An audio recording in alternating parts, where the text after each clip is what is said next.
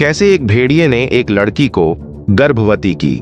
एक दिन सावित्री जंगल में लकड़ियां बीनने गई।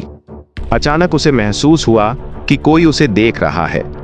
जब उसने पीछे मुड़कर देखा तो एक विशालकाय भेड़िया उसके सामने खड़ा था। पर यह कोई साधारण भेड़िया नहीं था।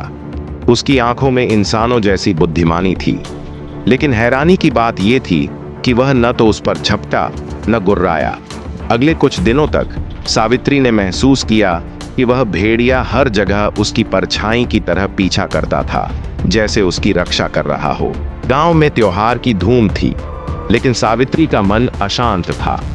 वह अकेले गांव के बाहर जंगल के किनारे टहलने चली गई। उसे लगा जैसे कोई उसका इंतजार कर रहा है। जैसे ही वह घने पेड़ों के पास पहुंची, अचानक वही भेड़िया सामने खड़ा था। इस बार पहले से भी बड़ा और शक्तिशाली दिख रहा था। उसकी आंखें गहरे सुनहरे रंग में चमक रही थीं। भेड़िए का शरीर धीरे धीरे बदलने लगा। देखते ही देखते वह एक आकर्षक पर रहस्यमयी पुरुष में बदल गया। सावित्री डर से कांप उठी, लेकिन उस आदमी ने धीरे से कहा, डरो मत, मैं तुम्हें कोई नुकसान नहीं पहुंचाऊंगा। मेरा नाम विक्रांत है। मैं इस जंगल का राजा था, लेकिन एक जादूगरनी ने मुझे श्राप देकर भेड़िया बना दिया। सावित्री हैरान थी। उसने पूछा, पर तुम अभी इंसान कैसे बने? विक्रांत ने कहा, हर रात मैं कुछ घंटों के लिए अपनी असली रूप में वापस आ सकता हूँ, लेकिन फिर से सूरज निकलते ही मैं भेड़िया बन जाता हूँ। धीरे धीरे सावित्री और विक्रांत के बीच एक अनकहा रिश्ता बनने लगा।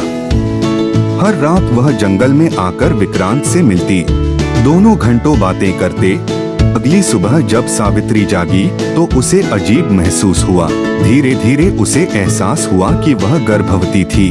वह डर गई। जब गांव के बुजुर्गों ने यह सुना कि सावित्री गर्भवती है तो वे हैरान रह गए। सभी को डर था कि कहीं वह किसी शैतान को जन्म न दे दे, इसलिए उन्होंने सावित्री को मार डालने को कहा।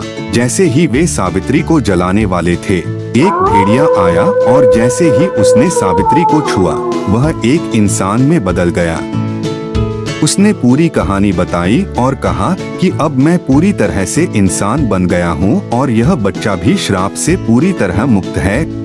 गांव वाले उन्हें छोड़ देते हैं। फिर सबकी सहमति से दोनों का विवाह हो गया और एक छोटे से घर में रहने लगे।